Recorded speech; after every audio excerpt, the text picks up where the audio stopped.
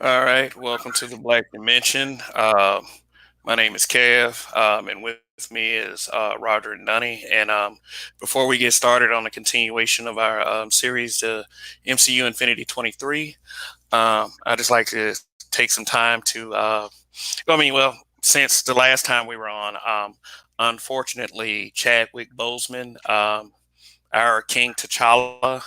He was the actor that played Black Panther in several appearances in the MCU, including his own mega successful feature film. He passed away from colon cancer at the age of 43. It was sudden. Nobody knew it, and we are still dealing with it. And I mean, it's still very fresh to us. So it is, anything you guys want to say, you know, about this? Man, rest in peace to uh um a very short-lived, unfortunately, legendary actor in my opinion, because he was a legendary actor that played legendary characters, and much respect to him, the way he portrayed Jackie Robinson, the way he portrayed Thurgood Marshall, and the way he portrayed James Brown.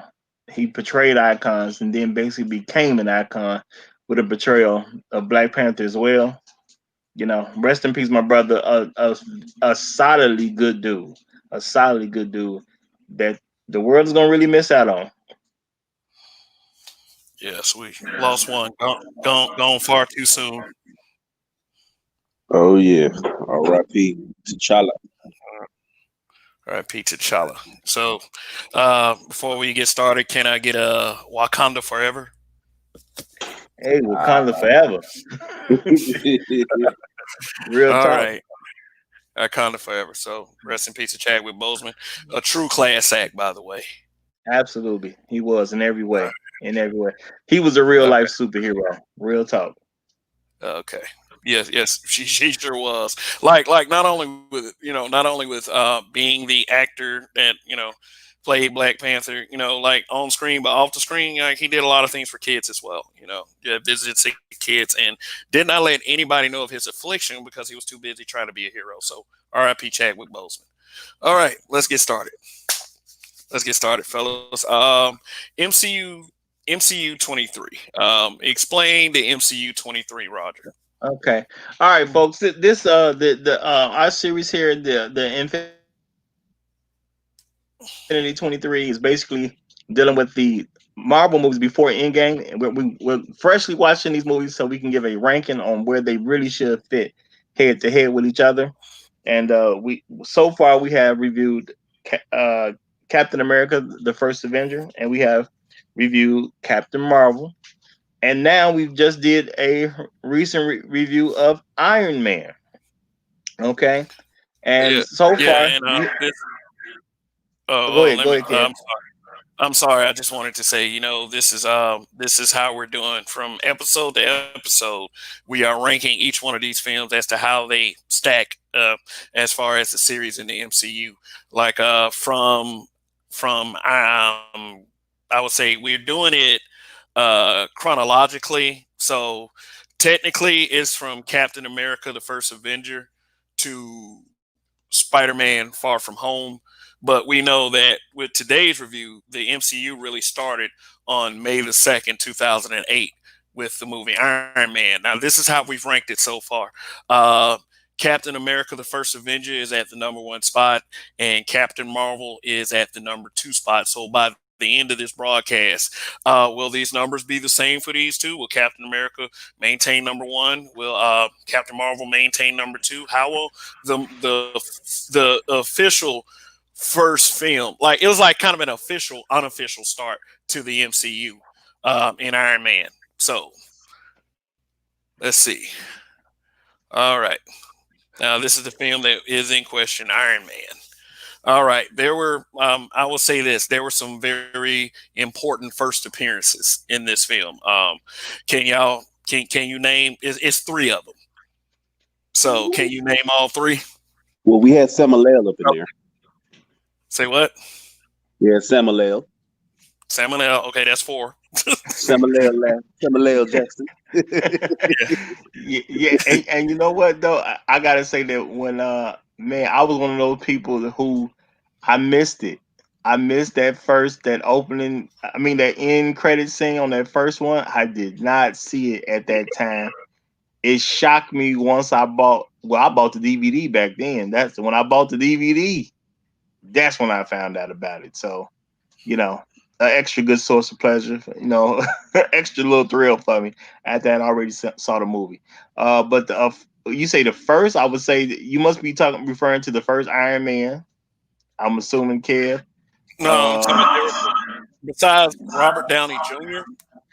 There were some very important first appearances in this film. I'm going to go ahead and name one of them.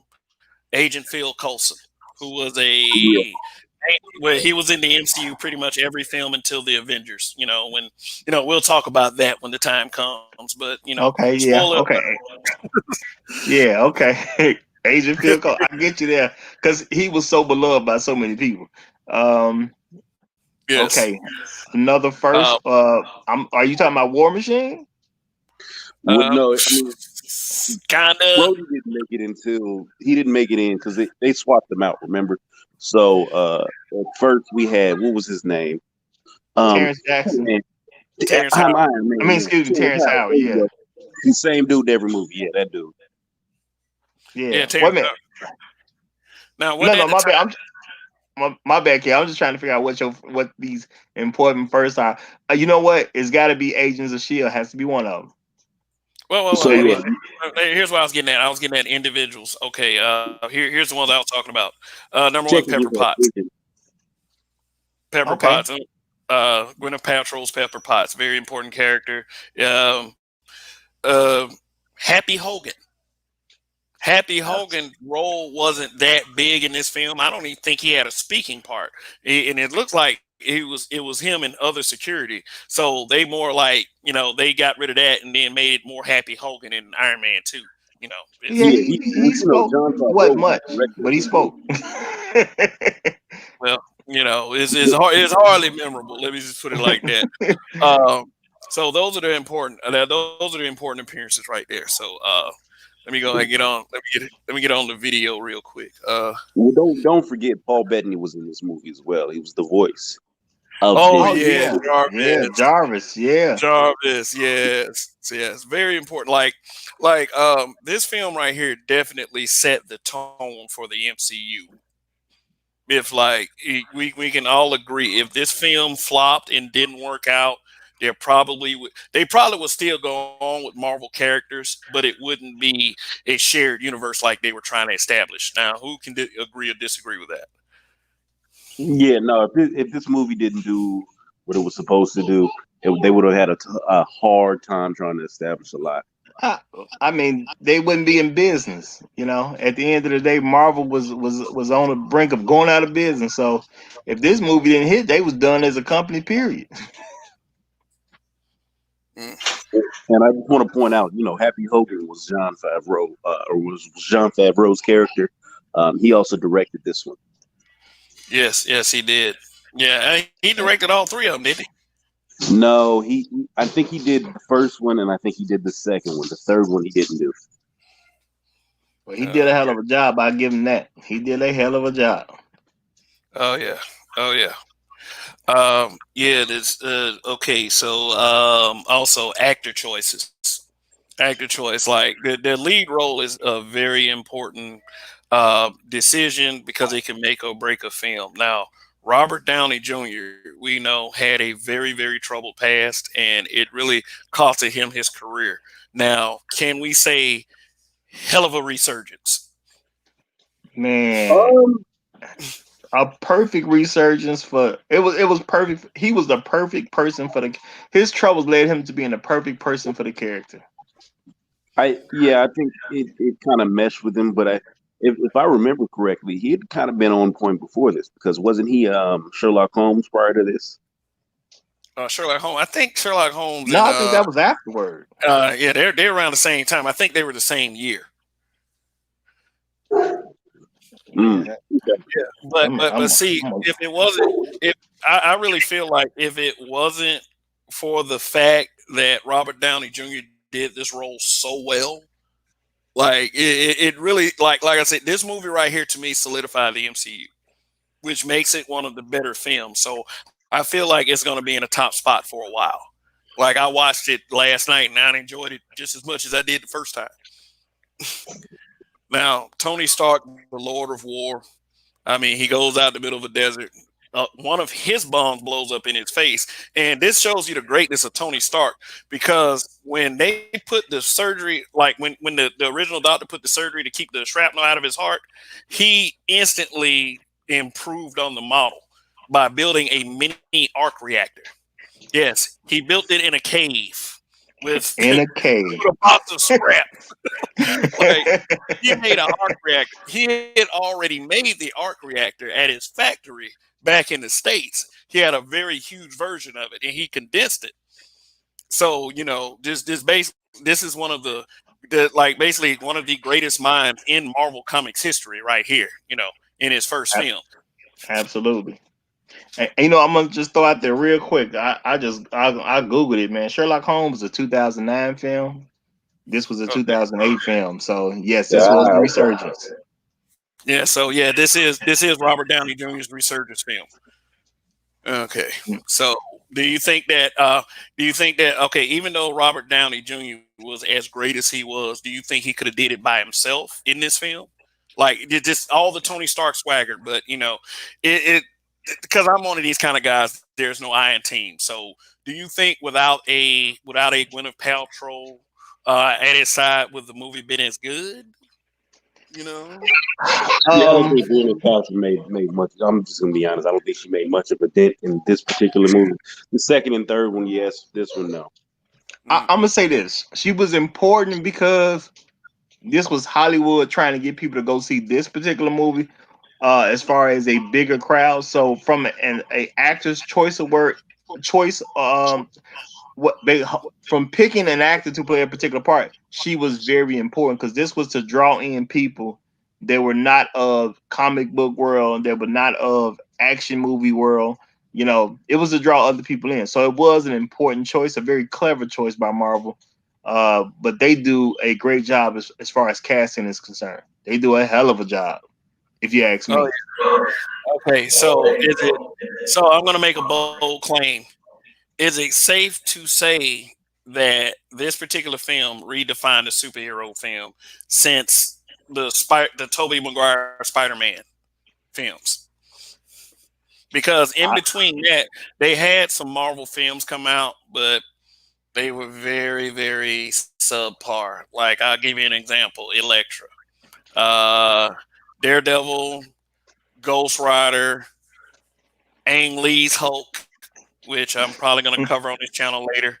Uh, it's like we had all those films, and they weren't great films. So but I let what was the pressure already with all of that stuff? What was the pressure of this film to succeed? I let Donnie go first. Oh, Donnie's on mute. Okay. So there was a huge pressure for this film to succeed because Hulk had flopped. They gave Ang Lee a little too much moving room, and he moved right until he fell out of money.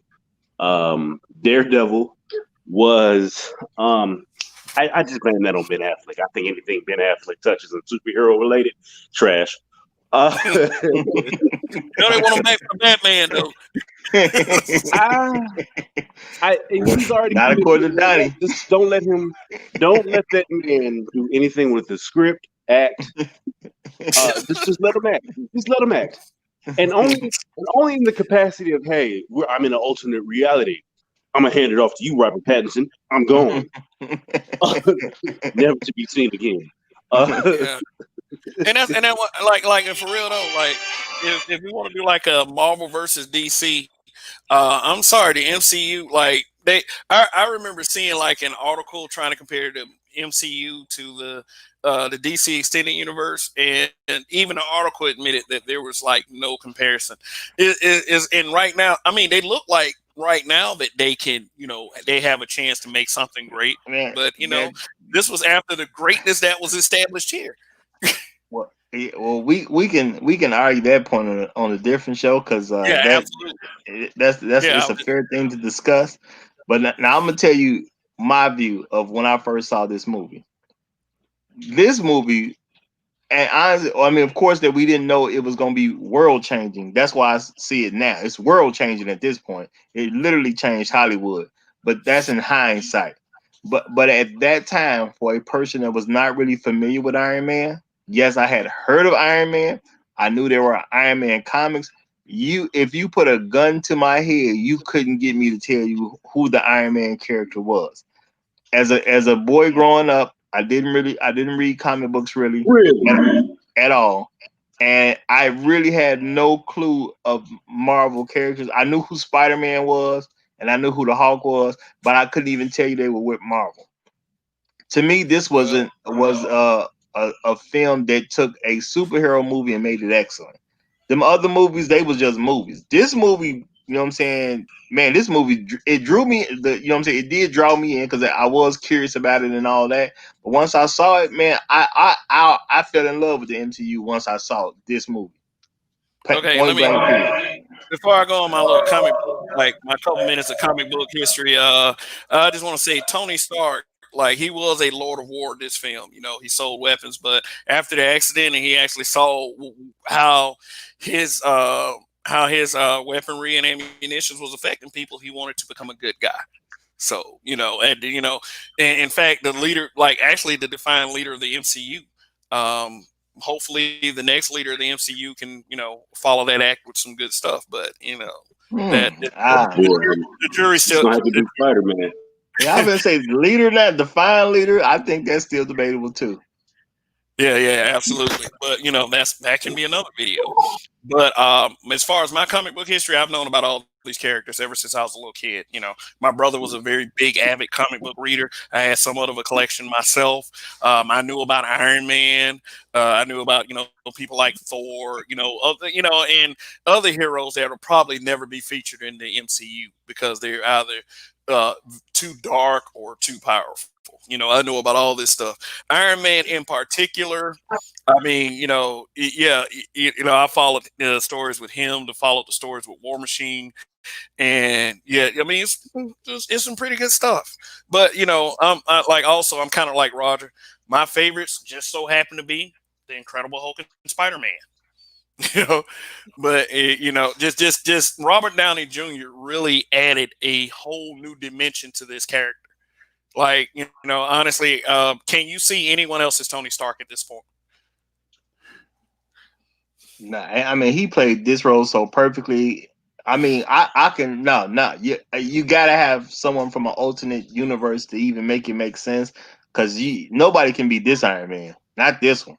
He No, owned this one, And and, as a person who really had no concept of who Iron Man was, he definitely made me interested in Marvel at that point. I was like, damn, this is who made these movies? This come Yeah, from what? I remember this movie coming out and being like, he had it down to a T. The way he talked, the way he acted. Hell, he even had the crazy mustache or the beard trimming. Remember that? Because I don't think Yeah, he had it in the last one.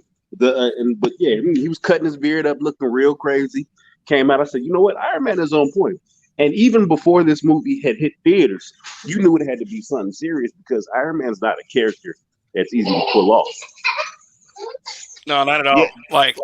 Like you would have thought that they would have went with a more popular, more mainstreamy character to lead off this kind of thing with. But that's why I say the actor choice probably was one of the most important things that contributed to the success of this particular hero. He was, I mean, but see, this is a hero that had comic books, cartoons before. I mean, some people knew who Tony Stark was, but not to this extent. I mean, this is the greatest to me, honestly. Besides a lot of his comic book appearances, if you're just a comic book nut, as far as outside media, this is the best Tony Stark right here, hands down. was he? I mean, And let me say this: as a person who didn't grow up reading comic books, when this put a stamp down as far as a quote unquote superhero movie goes, man, this did a hell of a job because I mean there was some superhero movies out beforehand. You know what I'm saying? I really dug that first Batman with Michael Keaton and all that. But as a comic book movie, man, this came in, did a hell of a job, and it definitely surpassed of a few films as you mentioned beforehand that had came out. So as far as comic book movies go, this was like, man, was showing me a brand new potential because, like I said, I wasn't really even familiar with Marvel characters. You literally could have put a gun in my head and I couldn't tell you who Tony Stark was. I couldn't tell you I didn't even know the concept of Iron Man. I really did. I just knew Iron Man existed, and that's it. I had no idea what his abilities were or anything. So what this movie did for Roger is accomplish his goal. Basically, Absolutely.